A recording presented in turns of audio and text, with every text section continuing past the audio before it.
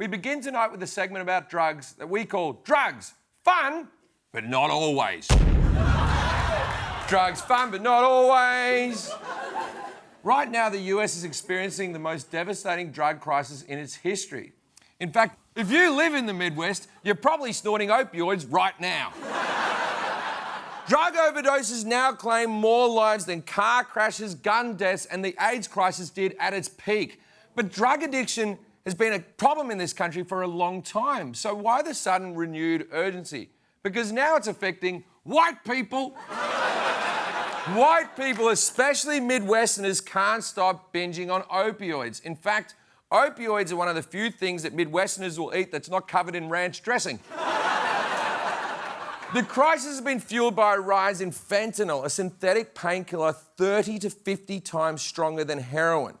It's so powerful that some police departments have warned officers not to touch it. Last year, 3 police dogs in Florida got sick just by sniffing it. Even worse, 2 of those dogs are now prostituting themselves at a truck stop. Which bathroom do they use is the real question. Most of the fentanyl on the street is made illegally in drug labs, so that users don't know what sort of dangerous byproducts are in it. Not like that farm-to-table heroin we're all used to doing. And it's not hard to get it if you really want to. The deadly opioid fentanyl is available to order online from China, something my producers and I easily found after a simple Google search. Whoa, the email already came through. Hello, we have a very potent fentanyl analog, very similar in potency to the original. We ship to USA. We only accept Bitcoin as payment method. Warm regards. Wow. Now, I realise we just showed you how to buy illegal, dangerous drugs online. So, don't do that. So how are we addressing the problem? Well, just 2 months ago, Donald Trump declared the opioid crisis a national emergency, then immediately did nothing. So last week, someone finally got around to asking him about it. You said you would declare a national emergency more than 2 months ago. What's taking so long? So we're studying national emergency right now. Believe it or not, doing national emergency, as you understand, is a very big statement. Why do you have to study national emergency? Everything you need to know is in the name. It's an emergency that's f***ing national. I mean, it's nice to see that the president is studying, but that just means that he's been watching his weekly puppet show that James Mattis and John Kelly put on to explain government stuff. Trump was about to confirm a new drug czar, the guy in charge of US drug policy, but not surprisingly, he turned out to be comically unfit for the job. President Trump says his nominee to be the next U.S. drug czar is withdrawing from consideration for the job. The move by Congressman Tom Marino to pull his name comes after an explosive report that Marino played a key role in passing a bill that weakened the ability of federal authorities to stop the distribution of opioids, potentially exacerbating that epidemic. The guy Trump nominated to stop the opioid crisis was literally making it worse.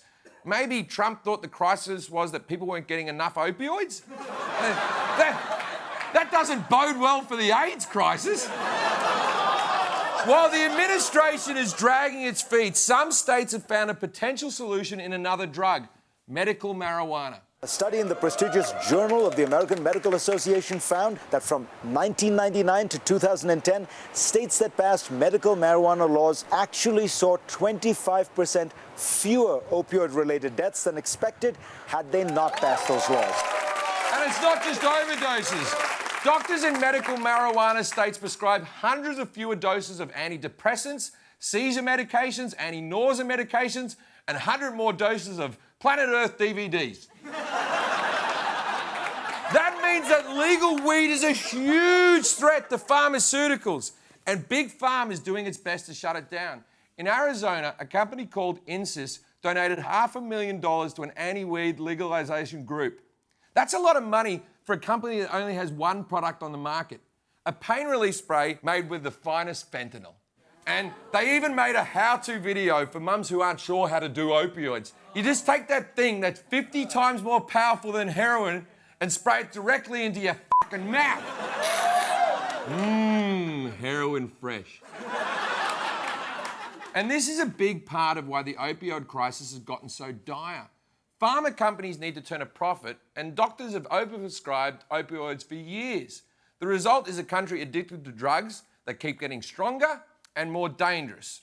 And because the Trump administration is dragging its feet, I've decided there's something I can do to help. America, I'll be your new drug czar. I promise you that I've got more first-hand drug experience than these other guys. And I've seen the effects that drugs can do to the human body. I'm 24. But when it comes to controlled substances, here's the best advice I can give you. You need to trust your dealer. And these are not the names of drug dealers that I trust.